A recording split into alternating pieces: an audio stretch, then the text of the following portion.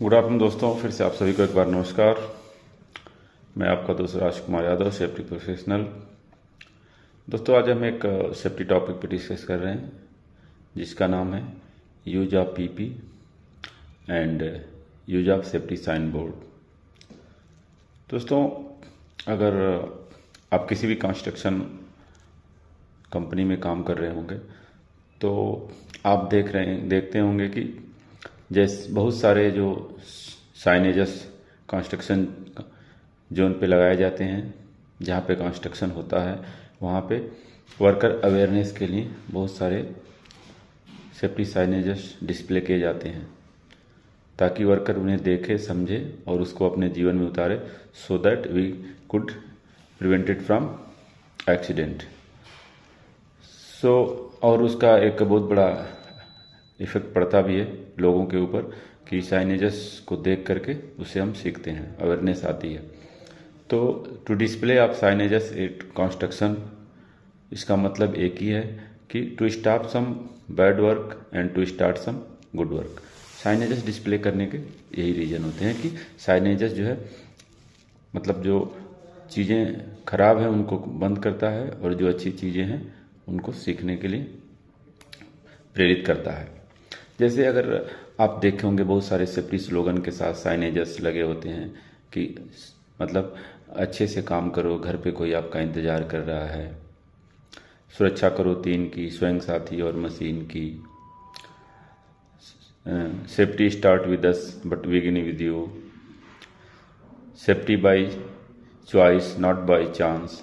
मतलब इस तरह के स्लोगन के साथ साथ बहुत सारे फोटो बने होते हैं जो वर्कर्स को, स्टाफ को इमोशनली ब्लैकमेल करते हैं कि आप अगर गलत करोगे तो इसका जो रिजल्ट होगा that will be not good, ये अच्छा नहीं होगा। सो इस साइनेजेस का जो सेफ्टी साइनेजेस हैं वह stop some bad work and start some good work. तो हर कंस्ट्रक्शन साइट पे सेफ्टी साइनेजेस डिस्प्ले जरूर करना चाहिए, उसका बहुत बड़ा इम्पैक्ट पड़ता है। जैसे इलेक्ट्रिकल सेफ्टी के साइनेजेस, फायर सेफ्टी के साइनेजेस, मैकेनिकल सेफ्टी के साइनेजेस, वर्किंग एट हाइट के साइनेजेस, एक्सकवेशन सेफ्टी से रिलेटेड साइनेजेस, मतलब एज पर वर्क स्कोप, जो वर्क स्कोप है according to this we can display. So ये चीज़ें जो है होनी चाहिए। इससे क्या होता है, बहुत सारी अवेयरनेस और सीखने को मिलती है। दूसरा चीज़ पीपी, जैसे आप एंट्री करेंगे कंस्ट्रक्शन जोन में, सिक्योरिटी गेट होगी वहाँ पे आप एंट्री करेंगे। अगर आप if you are going to visit the site as a visitor के रूप में अगर आप जा रहे हैं तो वहाँ से आपको एक visitor I card, helmet, safety vest जिसको सेफ्टी जैकेट बोलते हैं, सेफ्टी शू, ये सारी चीज़ें मिली।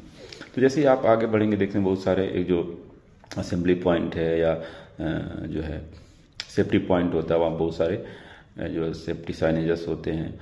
वहीं पे आप देखेंगे पीपी से रिलेटेड एक साइनेजेस होगा जो ब्लू कलर में लिखा होता है यूज ऑफ पीपी, और उसमें लिखा होता है कि ये हेड प्रोटेक्शन, आई protection, year protection, foot protection, इस तरह के जो मैंडेटरी पीपी जिसको हम कहते हैं, ब्लू कलर कोड होता है इसका कि मैंडेटरी पीपी है, अगर आप साइड में जा रहे हैं तो इसको पहन के ही जाना होता है।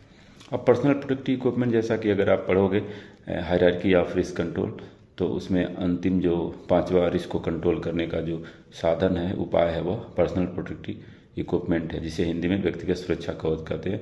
आप खुद पहन के अपने आपको सुरक्षित कर सकते हैं। जैसे जो मैंडेटरी पीपी है उसमें हेड प्रोटेक्शन के लिए हम सेफ्टी हेलमेट पहनते हैं। सेफ्टी हेलमेट जब भी आप पहने उसका जो चिन ट्रैप्स होता है वो उसको जरूर टाइट करके रखें। ऐसे हेलमेट सर पे रख लेंगे और जब भी आपके सर पे कुछ गिरेगा तो हेलमेट पहले हट जाएगा और सर पे चोट लग जाएगी। इसलिए always wear helmet with chin trap के साथ जो उसकी पट्टी होती है, हार्नेस नीचे का जो चिन पे लगता है, इसलिए उसको चिन ट्रैप कहते हैं, उसको जरूर लगाएं। दूसरा है आपका ईयर प्रोटेक्शन के लिए हर जगह नहीं, बट आपको लगता है जहाँ पे हाईली नॉइजी जो है कंस्ट्रक्शन जोन है तो वहाँ पे आप जो है ईयर प्लग जरूर यूज करें। ईयर मफ, ईयर प्लग, ये 2 तरह के पीपी जाते हैं जिससे कि आप नॉइज कंट्रोल कर सकते हैं। क्योंकि एक आदमी का जो है नॉइज़ सुनने की क्षमता होती है, अगर 70 डेसिबल है तो ईजिली आप उसको सुन सकते हैं, मतलब सहन कर सकते हैं। लेकिन वही 80 डेसिबल मोर देन 80 है तो आपके लिए नुकसानदायक हो सकता है, और कंटिन्यू इस तरह के नॉइज एरिया में आप काम करोगे तो आप बहरे हो सकते हैं, सुनने की शक्ति कम हो सकती है। इसलिए आप देखते होंगे कि एज पर नॉइज लेवल अलग अलग जोन बनाए जाते हैं, commercial zone, residential zone, industrial zone, और हर जगह का जो नॉइज लेवल जो है डिसाइड किया जाता है। आप किसी रेसिडेंशियल जोन में आप ज़्यादा शोर शराबा नहीं कर सकते, नाइट में कोई कंस्ट्रक्शन एक्टिविटी ऐसा नहीं कर सकते, बिल्कुल उस पर पाबंदियाँ लग जाती हैं, लोग रोक लगा देते, भाई हम सो नहीं पा रहे हैं, डिस्टर्ब हो रहा है ये वो। तो इस तरह का होता है ईयर प्रोटेक्शन।